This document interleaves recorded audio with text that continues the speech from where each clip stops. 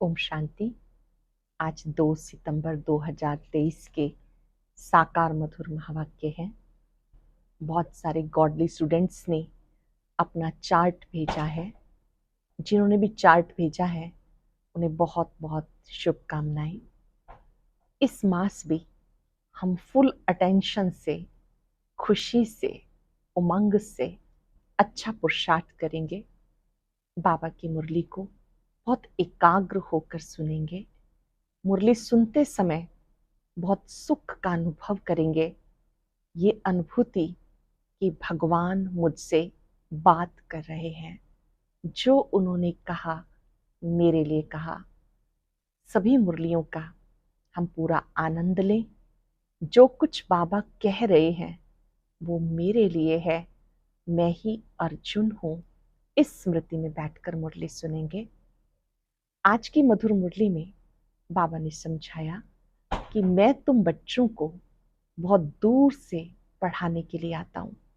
मूल वतन से आप आत्माएं यहाँ पर पार्ट बचाने आती हो।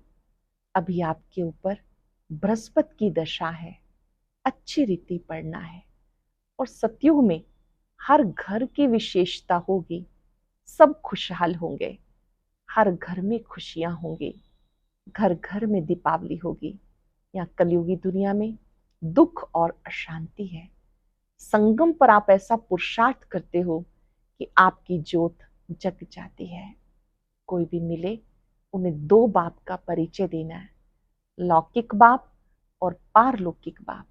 पारलौकिक बाप से सबका संबंध जुड़ाना है। सुनते हैं बाबा के मधुर बोल। बाबा ने कहा, मीठे बच्चे, अभी तुम्हारी ज्योति जगी है। ज्योति जगना अर्थात बृहस्पति की दशा बैठना। बृहस्पति की दशा बैठने से तुम विश्व के मालिक बन जाते हो। अभी तुम्हारी ज्योति जगी है। ज्योति जगना अर्थात बृहस्पति की दशा बैठना। बृहस्पति की दशा बैठने से तुम विश्व के मालिक बन जाते हो। क्वेश्चन है, सतयुग में हर घर की विशेषता क्या होगी? कलयुग में हर घर क्या बन गया? सतयुग में हर घर की विशेषता क्या होगी? कलयुग में हर घर क्या बन गया? सतयुग में हर घर में खुशियां होंगी, सबकी ज्योति जगी हुई होगी। कलयुग में घर घर में गमी है, चिंता है, हर घर में अंधियारा है, आत्मा की ज्योति बुझाई हुई है। बाबा आए हैं अपनी ज्योति से सबकी ज्योत जगाने, जिससे घर घर में दिवाली होगी। अटेंशन से सुनेंगे। सतयुग में हर घर में खुशियां होंगी, सबकी ज्योति जगी हुई होगी। कलयुग में घर घर में गमी है, चिंता है, हर घर में अंधियारा है, आत्मा की ज्योति उझाई हुई है। बाबा आए हैं अपनी ज्योति से सबकी ज्योत जगाने, जिससे घर घर में दिवाली होगी। गीत है, माता ओ माता, तू है सबकी भाग्य विधाता। ओम शांति। बच्चों ने माँ की महिमा सुनी। यूं वास्तव में उपमा तो एक की होती है। माँ को भी जगदम्बा बनाने वाला, जन्म देने वाला फिर भी कोई और है। ऐसी माँ को भी जन्म किसने दिया? कहेंगे पतित पावन परम पिता परमात्मा शिव ने दिया। फिर भी महिमा हो जाती है एक ही ज्ञान सागर पतित पावन परमात्मा की। वो बैठ बच्चों को अपना और रचना के आदि मध्यंत का, पतित को पावन बनाने का राज समझाते हैं। ये तो बच्चे समझ गए। इस समय पतित राज्य है, जिसको रावण राज्य कहा जाता। अभी दशहरा आता है, ये तो समझाया गया। ये सब अंधश्रद्धा के उत्सव हैं। दशहरा आदि मनाते हैं लेकिन उसका अर्थ नहीं जानते।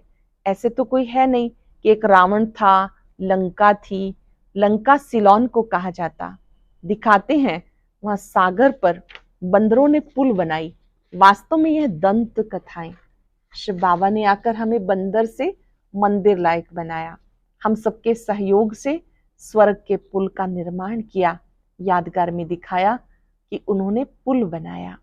ऐसा तो है नहीं कि 10 शीश वाला कोई रावण था, लंका में राज्य करता था, फिर तो उसकी एफिजी लंका में ही जलानी चाहिए। रावण को जलाने का भारत में ही रिवाज है और कोई जगह नहीं जलाते। अखबार में भी यहाँ के लिए ही पढ़ता है। सबसे जास्ती उत्सव मैसूर का राजा मनाते हैं। उनका शायद इस दंत कथा से प्रेम दिखाई देता है। अब इस पर समझाना तुम बच्चों का काम है। एफिजी तो दुश्मन की बनाकर जलाते हैं, जैसे आगे हिटलर की एफिजी बनाकर जलाते थे। दुश्मन तो बहुतों के होते हैं। अब रावण किसका दुश्मन था? भारतवासियों का दुश्मन था। परंतु दुश्मन को भी एक बार जलाया जाता, ऐसा तो कोई भी नहीं करते जो हर वर्ष दुश्मन की एफिजी जलाए। दुश्मन की एफिजी तो बनाते हैं, परंतु वर्ष वर्ष तो नहीं जलाते। ये रावण फिर कौन है जिसका भारत में बहुत समय से 10 शीश वाली एफिजी बनाते? ये दुश्मन कब से हुआ जो मरता ही नहीं? आखिरीन खत्म होगा या सदैव रहेगा ही? तुम बच्चे जानते हो, भारत ही पवित्र था। भारत को ही रावण ने अपवित्र बना दिया। अभी रावण राज्य है। अगर लंका का राजा था तो रानी भी होगी। तुम तो ये बातें मानेंगे नहीं। रावण अभी तक जीता है क्या? कुछ भी समझते नहीं। जीता है फिर उसकी एफिजी बनाकर जलाते रहते। एक बार जलाया फिर क्या हुआ? हर वर्ष जलाते रहते। तो तुम बच्चों को समझाना चाहिए। कमेटी के बड़े जो होते हैं, जैसे मैसूर का राजा है, वो बहुत मानते हैं। फॉरेनर्स को भी देखने के लिए बुलाते हैं।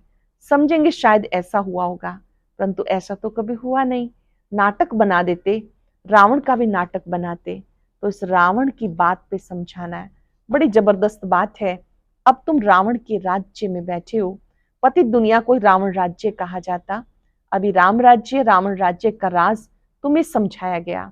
रावण 5 विकारों को कहते हैं और कोई भी नहीं। रावण किसे कहते हैं? 5 विकारों को। 10 शीश दिखाते हैं, 5 विकार नर के, 5 नारी के। तुम समझ गए हो। रावण का राज्य भी भारत में है। भारत में दशहरा दीपमाला मनाते। तो समझाना पड़े। अगर रावण जीता है तो रावण राज्य ठहरा। रावण है पतित बनाने वाला। तुम जानते हो 5 विकार जो कि इस समय सर्वव्यापी हैं, उन्हें ही रावण कहा जाता। रावण के चित्र आगे दशहरे में निकले थे। इसमें तिथि तारीख भी डालनी पड़े। इस समय पतित का विनाश, पावन की स्थापना होती है। तुम पतित से पावन बन रहे हो। पावन बन जाएंगे फिर रावण संप्रदाय को आग लग जाएगी। रावण राज्य खत्म हो जाएगा। फिर सत्युग में कोई एफिजी नहीं बनानी पड़ेगी। सब पावन बन जाएंगे। आत्मा में सतो प्रधानता की जब ताकत थी तो जागती ज्योत थी। पतित बनने से वो ज्योत उझा गई। आत्मा ही पतित बन गई, उड़ने की ताकत नहीं रही। आत्मा पतित बन गई, उड़ने की ताकत नहीं रही। 5 विकारों से आत्मा आयरन एज्ड बन गई। ये जरूर समझाना है। आत्मा को जागृत करने वाला एक बाप है। ये तो सब कहते हैं ज्योति स्वरूप परम पिता परमात्मा आएगा। अब ज्योति स्वरूप तो तुम आत्मा भी हो। परम पिता परमात्मा भी ज्योति स्वरूप है। तुम्हारी आत्मा की ज्योति बुझ गई, बाकी जाकर जरा सी रही। मनुष्य मरते हैं, रात दिन उसका दीवा जलाते, दीवे की बहुत संभाल करते। घृत खत्म हो जाता है फिर और डालते हैं। आत्माओं का भी ऐसे है। बाबा आकर सबकी ज्ञान से ज्योति जगाते हैं। ज्योति जगी हुई कितना समय चलती है? वो तो रात को जलाते हैं फिर घृत डालते हैं। तुम्हारी ज्योति अब जग रही है। जगते जगते फिर जग जाएगी। ज्योति बुझने से 5000 वर्ष, ज्योति बुझने में 5000 वर्ष लगते हैं। फिर बाबा आकर घृत डालते हैं। तुम्हारी अब ज्योति जगी है। धीरे धीरे कला कम होती जाएगी, ज्योति उझाई जाएगी। जानते हो अब हमारी ज्योत जगती है। फिर सतयुग में हर घर में सोजरा होता है। भारत की ही बात है। अभी तो घर घर में अंधियारा है, खुशी है ही नहीं।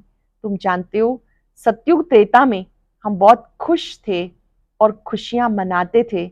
सबकी ज्योति जगी हुई रहती है, फिर थोड़ी थोड़ी कम होती जाती। इस समय बिल्कुल उझाई हुई है, खाद पड़ी हुई है। बाबा आकर ज्ञान का घृत डालते हैं, जिससे तुम्हारी ज्योत जग जाती है। तुम जागती ज्योत बन जाते हो। तुम्हारे ज्ञान चक्षु खुल जाते हैं। जानते हो हमारी सारी काया खलास हो गई। राहु का ग्रहण लगा हुआ है। तुम्हें काला होने में कितना समय लगता है? शुरू से लेके थोड़ा थोड़ा होते माया का प्रवेश होने से बहुत काले बन जाते हैं। अब तुम्हारे ऊपर राहु की दशा है। सबसे कड़ी है राहु की दशा। फिर बृहस्पति की दशा बैठती, क्योंकि अभी विश्व का मालिक बनने से तुम वृक्षपति गुरु द्वारा पुरुषार्थ कर रहे हो। वो है अविनाशी गुरु। किसका? अविनाशी आत्माओं का। वह मनुष्य लोग आत्माओं का गुरु, आत्माओं को गुरु नहीं मानते, उनका नहीं बनते, वह मनुष्य का गुरु बनते हैं। अभी बाप तुम्हारी आत्माओं का गुरु बनकर आए हैं। वो जो मनुष्य हैं आत्माओं का गुरु नहीं बनते, मनुष्य का बनते हैं। बाबा आत्माओं का गुरु बन के आए हैं। वृक्षपति परम पिता परमात्मा है। तुम समझते हो हमारे ऊपर बृहस्पति की दशा है। स्वर्ग के मालिक तो बनेंगे, अविनाशी सुख रहता है, परंतु उसके लिए पुरुषार्थ अब करना है। हम सुख धाम के महाराजा महारानी बने। पुरुषार्थ हर एक का अपना चलता। ये है रुद्र शिव की पाठशाला, वो है ज्ञान सागर। तुम उनकी पाठशाला में पढ़ रहे हो। भगवान वाच, मैं तुम्हें राजयोग सिखाता हूँ। अविनाशी आत्माओं का अविनाशी बाप मैं हूँ।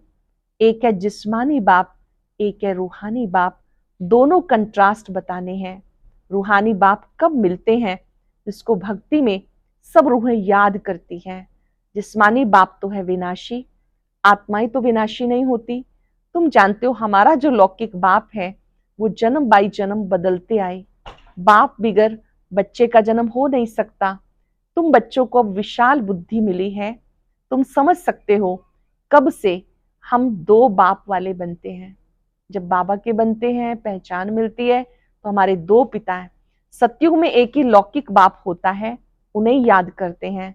आत्माओं को उस रूहानी बाप को याद करने की दरकार ही नहीं रहती। आत्माओं को सतयुग में एक ही लौकिक पिता होता, वहां शरीर भी गोरा मिलता, प्रारब्ध भोगते हैं, इसलिए वहां बाप को याद नहीं करते। तो तुम्हें समझाना है, भक्ति में एक है विनाशी लौकिक बाप, वह तो हर जन्म में दूसरा मिलता है। तुम आत्मा अविनाशी हो, अविनाशी बाप को याद करती हो। कहते परम पिता परमात्मा वो परम धाम में रहने वाला है। लौकिक पिता को कभी परम पिता नहीं कहेंगे। ये दो बाप का राज समझाना बहुत जरूरी है। रावण का राज भी समझाना है। रावण राज्य अर्थात पतित राज्य अभी है, इसलिए पतित पावन बाप को बुला रहे हैं। वह अविनाशी बाप है। दो बाप जरूर सिद्ध करने हैं। आत्माओं का बाप वो पारलौकिक बाप है, जिसे सब याद करते हैं। हर जन्म में लौकिक बाप और मिलता है, फिर भी उस रूहानी बाप को सब याद करते हैं। वो कभी बदलता नहीं। बाबा भी कहते बरोबर तुम मुझे याद करते थे, हे परम पिता परमात्मा, कब तक तुम्हें याद करना है? फिर बाप कब मिलता है कि तुम अब जान गए हो। इस समय बाबा हमें मिलता है कल्प में एक बार। जब भक्ति का अंत होता है तब भक्तों को फल देने बाप आते हैं। बाबा ने समझाया सभी भक्तों को मुक्ति, जीवन मुक्ति देता हूँ। जानते हो सतयुग में एक ही धर्म होता है, उसको वननेस कहेंगे। कहते हैं सब मिलकर एक हो जाएं, परंतु सब धर्म तो एक हो नहीं सकते। जब एक राज्य हो जाता तो पवित्रता, सुख, शांति मिलती है। भारत में राम राज्य था जरूर, अब ये रावण राज्य है, इसलिए रावण को जलाते। तो दो बाप का राज समझाने से झट समझ जाएंगे। अविनाशी बाप तो जरूर है, नई दुनिया रचने वाला है। नई दुनिया में देवी देवताएं राज्य करते थे, वही दुनिया नई से पुरानी हो जाती है। नई दुनिया में कितने जन्म लेते होंगे, पुरानी दुनिया में कितने लेते हैं, ये तुम जानते हो। ऐसे भी नहीं कि 84 जन्मों के आधा होना चाहिए, 42 जन्म पुरानी दुनिया में, 42 नई दुनिया में, नहीं। भारतवासियों की आयु पहले 100 वर्ष, 125 वर्ष थी, अभी तो 40-50 वर्ष भी मुश्किल निकलती है। तो आधा आधा हो ना सके, 84 जन्मों का हिसाब तो चाहिए। बाबा कहते तुम्हारा 84 का चक्र पूरा हुआ, तुम नहीं जानते हो, हम तुम्हें समझाते हैं। 84 का राज सिवाय परम पिता के कोई समझा ना सके। तुम बाबा से सुनकर खुश होते हो, फिर नई दुनिया के लिए पुरुषार्थ करते हो। बाबा से सुनते हो, खुश होते हो, फिर नई दुनिया के लिए पुरुषार्थ करते हो। अब ये बच्चों को सिद्ध करके बताना है। हम सब बेहद पारलौकिक बाप से वर्षा ले रहे हैं। वो बाप आते ही तब हैं जब स्वर्ग की स्थापना करते हैं। उसे कहा जाता हेवनली गॉड फादर। जब नए घर की स्थापना होती है तब पुराने घर को तोड़ा जाता है। लिखा हुआ भी है, स्थापना, पालना, विनाश। पहले स्वर्ग की स्थापना, फिर पुरानी दुनिया का विनाश, फिर नई दुनिया में पालना। स्थापना जब पूरी होगी तब विनाश होगा। स्थापना करने वाला परम पिता परमात्मा है इस ब्रह्मा द्वारा। ये भी बाबा ने समझाया। सूक्ष्म वतनवासी को तो प्रजापिता नहीं कहेंगे, वहां प्रजा होती नहीं, तो जरूर प्रजापिता ब्रह्मा यहाँ होगा। वही फिर अव्यक्त संपूर्ण बनेगा। वो तो है अव्यक्त, जरूर व्यक्त भी चाहिए, फिर व्यक्त होना है। दोनों अभी दिखाई पड़ते हैं। प्रजापिता ब्रह्मा यहाँ है, सूक्ष्म वतन में भी है। ये मुरली ब्रह्मा बाबा के माध्यम से चल रही है। ब्रह्मा बाबा यहाँ है, फिर यही संपूर्ण बनते हैं तो अव्यक्त ब्रह्मा कहलाते। प्रजापिता तो यहाँ चाहिए, जरूर प्रजापिता ब्रह्मा के बच्चे भी यहाँ हैं। प्रदर्शनी में 2 बाप का राज समझाना है। कायदा तो है एक एक को अलग अलग समझाया जाए। अब वहां किसको कैसे समझाएंगे? समझाने के लिए एकांत चाहिए। वहां तो बहुत हंगामा होता है। यहाँ तो तुम्हें 1-1.5 घंटा लग जाता समझाने में। वहां इतनी भीड़ में तो समझाना बड़ा मुश्किल हो जाएगा। अनेक प्रकार के धर्म वाले हैं, कोई क्या कहेंगे, कोई क्या। चुप करके तो बैठेंगे नहीं। तुम सुनाएंगे, एक लौकिक जिस्मानी बाप है, दूसरा पारलौकिक बाप है, वो है परम पिता। अब ब्रह्मा द्वारा स्थापना कर रहे हैं स्वर्ग की। नरक का विनाश भी सामने खड़ा है। महाभारी लड़ाई है, बरोबर ये राजयोग भी है। राजाई प्राप्त करने की गीता पाठशाला है। भगवान वाच सभी को 2 बाप हैं। श्री कृष्ण को सब आत्माओं का बाप नहीं कहेंगे। आत्माओं का बाप परम पिता परमात्मा कहते हैं। माम एकम याद करो, केवल मुझे याद करो। अच्छा, मीठे मीठे सिक्के लदे बच्चों प्रति माता पिता बाप दादा का याद प्यार। Good morning. रूहानी बाप की रूहानी बच्चों को नमस्ते। रूहानी बच्चों की रूहानी बाप दादा को याद प्यार, नमस्ते, गुड मॉर्निंग, शुक्रिया बाबा, शुक्रिया। धारणा के लिए सार। पहली पॉइंट है, स्वयं में ज्ञान का घृत डालते सदा जागती ज्योत रहना है। बाप की याद में राहु का ग्रहण उतार देना है। रूहानी और जिस्मानी 2 बाप हैं। ये पहचान हर एक को देकर बेहद के वर्षे का अधिकारी बनाना है। स्वयं में ज्ञान का घृत डालते सदा जागती ज्योत रहना है। बाप की याद में रहे राहु का ग्रहण उतार देना है। रूहानी जिस्मानी 2 बाप हैं। ये पहचान हर एक को देकर बेहद के वर्षे का अधिकारी बनाना है। वरदान है, प्रवृत्ति में रहते एक बाप के साथ कंबाइंड रहने वाले देह के संबंधों से निवृत्त भव। प्रवृत्ति में रहते एक बाप के साथ कंबाइंड रहने वाले देह के संबंधों से निवृत्त भव। प्रवृत्ति में अगर पवित्र प्रवृत्ति का पार्ट बजाना है तो देह के संबंधों से निवृत्त रहो। मैं पुरुष हूं, ये स्त्री है, ये भान स्वप्न में भी नहीं आना चाहिए। आत्मा भाई भाई है तो स्त्री पुरुष कहाँ से आए? युगल तो आप और बाप हो, ये तो निमित्त मात्र सेवार्थ है। बाकी कंबाइंड रूप में आप और बाप हो, ऐसा समझ के चलो, तब कहेंगे हिम्मतवान विजयी आत्मा। प्रवृत्ति में अगर पवित्र प्रवृत्ति का पार्ट बजाना है तो देह के संबंधों से निवृत्त रहो। मैं पुरुष हूं, ये स्त्री है, ये भान स्वप्न में भी नहीं आना चाहिए। आत्मा भाई भाई है तो स्त्री पुरुष कहाँ से आए? युगल तो आप और बाप हो, ये तो निमित्त मात्र सेवार्थ है। बाकी कंबाइंड रूप में आप और बाप हो, ऐसा समझ कर चलो, तब कहेंगे हिम्मतवान विजयी आत्मा। बाबा के साथ कंबाइंड रहना है। बाबा और आप कंबाइंड हैं, अगर ऐसा समझ कर फिर कार्य करें तब कहेंगे हिम्मतवान विजयी आत्मा। स्लोगन है, सदा संतुष्ट सदा खुश रहने वाले ही खुश नसीब तीव्र पुरुषार्थी हैं। सदा संतुष्ट सदा खुश रहने वाले ही खुश नसीब तीव्र पुरुषार्थी हैं। आज हम सब दृढ़ संकल्प करेंगे कि सदा खुश रहना है, संतुष्ट रहना है। सदा खुश रहने वाली, संतुष्ट रहने वाली मैं खुश नसीब आत्मा हूं।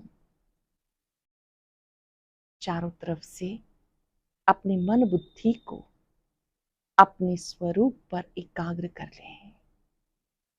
मैं खुश नसीब आत्मा हूं।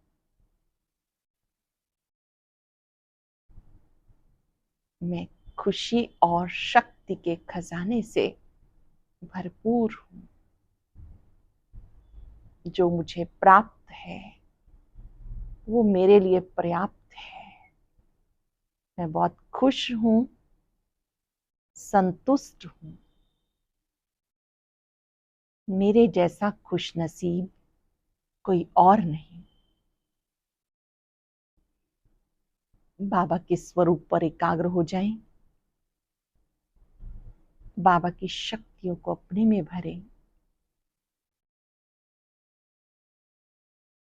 खुशियों के सागर से आती ये खुशी की तरंगे